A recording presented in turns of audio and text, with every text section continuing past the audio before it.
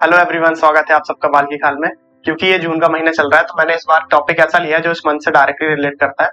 21 जून एक ऐसी डेट है जो नदर्न हेमिस्फीयर में लॉन्गेस्ट डे के नाम से जाना जाता है और इसे हम समर सोल्स्टाइस कहते हैं। तो आज हम इसी के पीछे की साइंस को समझेंगे कि 21 जून में ऐसा क्या खास है कि नदर्न हेमिस्फीयर में जितने भी देश या फिर जितने भी कॉन्टिनेंट्स आते हैं वहां पर डे जो है सबसे लॉन्गेस्ट होता है। सिमिलरली हम समझेंगे कि सबसे शॉर्टेस्ट डे जो कि 22 या 21 दिसंबर को होता है उसके पीछे रीजन क्या होता है। हम ये भी समझेंगे कि जो साल में 2 इक्विनॉक्स पड़ते हैं जिसका मतलब है 12 घंटे दिन 12 घंटे रात, उसका रीजन क्या होता है।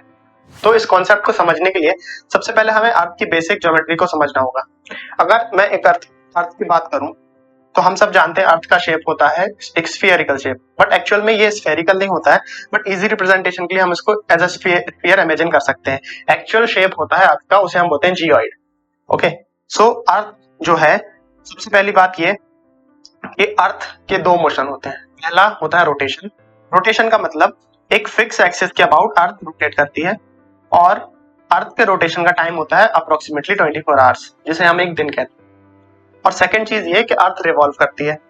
फॉर एग्जांपल, अगर आप इस व्हाइट बॉल को मान लें सन, तो अर्थ जो है रोटेशन के साथ साथ रिवॉल्व भी करती है। वो सन का एक पूरा राउंड लगाती है एक कंप्लीट ईयर में, जिसे हम कहते हैं रिवॉल्यूशन।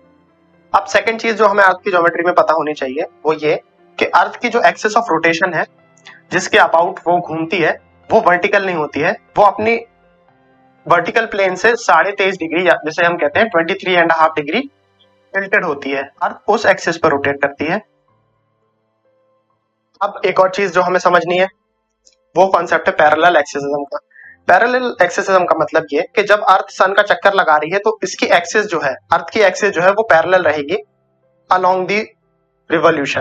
दैट मींस अगर अर्थ की पोजीशन यहां पर आती है आफ्टर रोटेशन तो अर्थ की एक्सिस ऐसी है तो ऐसी रहेगी। ये ऐसा नहीं होगा कि जब अर्थ रोटेट कर रही है तो उसकी एक्सिस भी रोटेशन के साथ चेंज होती जाए। इसको कहते हैं पैरेलल एक्सिसिज्म। अब हम बात करते हैं कि अर्थ और सन की पोजीशन से डे और नाइट की ड्यूरेशन कैसे चेंज करती है। तो इसको हम प्रैक्टिकली देखते हैं। मैंने एक छोटा सा अरेंजमेंट किया जिससे आपको समझा सकूं। तो चलिए चलते हैं स्पेस। तो लीजिए ये आ गए हम स्पेस में। अब अगर बात करूं मैं अर्थ की ज्योमेट्री की, तो अर्थ के दो पोल होते हैं, नॉर्थ पोल और साउथ पोल। और अगर आप अर्थ को बीच में से काटें तो अर्थ दो हेमिस्फीयर में डिवाइड हो जाएगी। ऊपर वाले पार्ट को हम बोलेंगे नॉर्दर्न हेमिस्फीयर और नीचे वाले पार्ट को हम बोलेंगे सदर्न हेमिस्फीयर।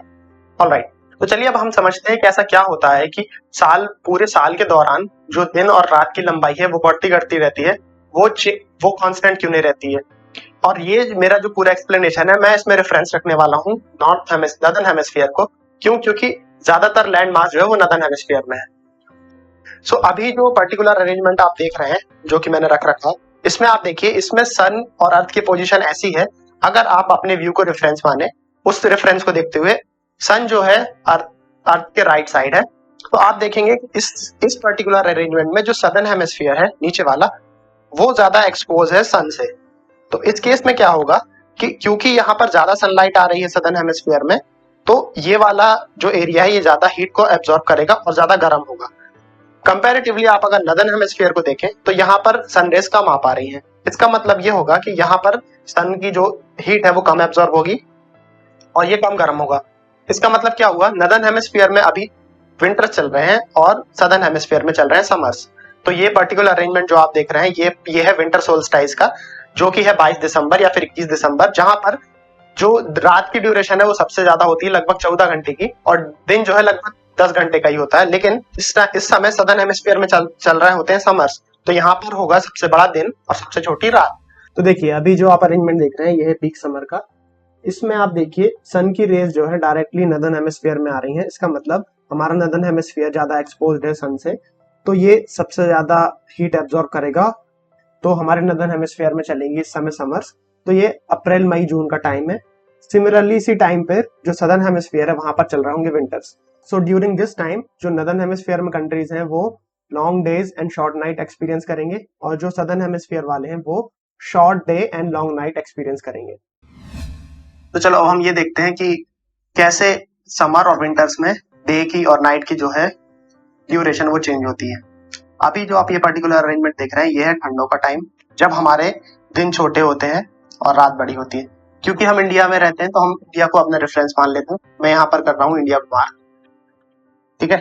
तो अब जैसे ही मैं इंडिया को अभी रात में कर दे रहा हूँ कि जैसे ही सन रेज के एक्सपोज में आएगा इंडिया, तो हम समझ लेंगे यहाँ पर दिन हो गया है और हम दिन की ड्यूरेशन की लेंथ नापते हैं।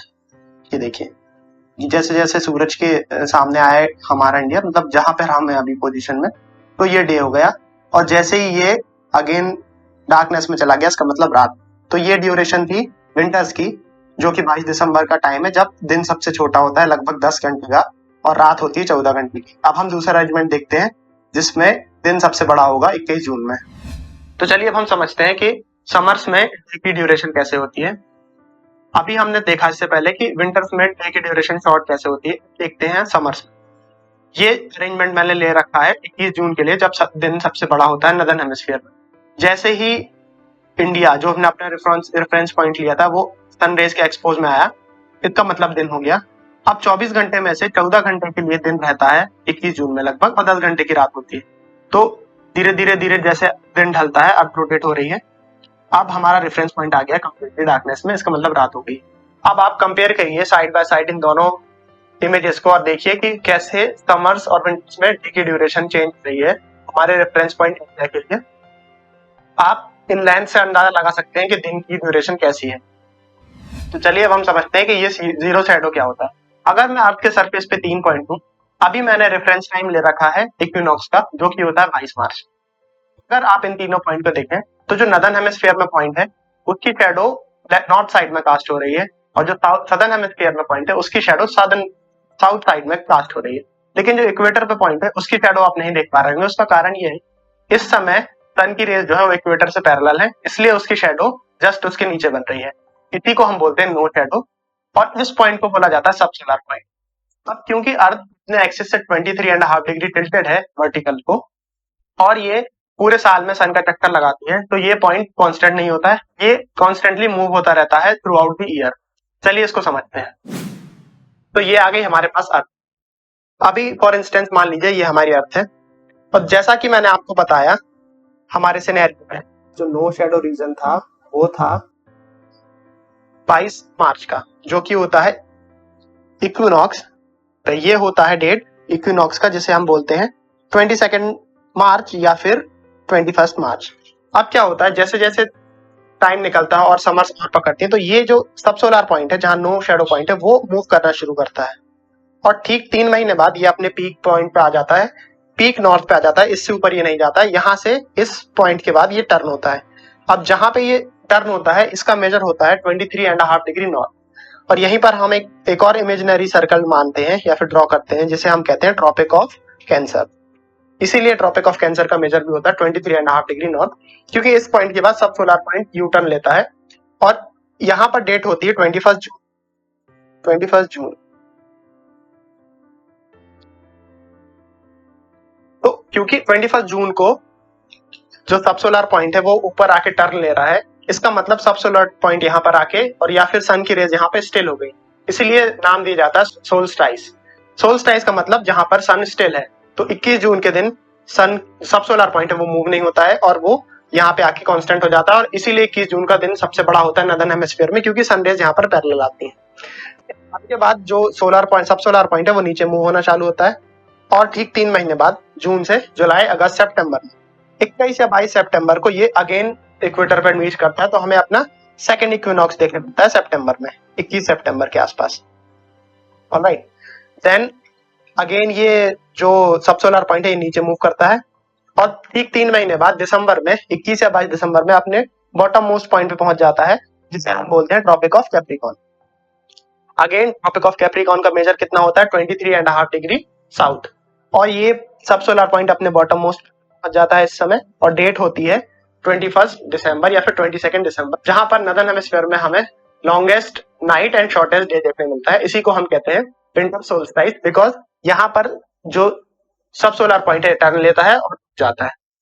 अगेन जो हमारा सब सोलर पॉइंट है वो नॉर्थ की तरफ मूव होना शुरू करता है, और अगेन ये ठीक 3 महीने बाद दिसंबर से जनवरी फरवरी मार्च में 21 मार्च को आके फिर से इक्विनॉक्स देता है हमें।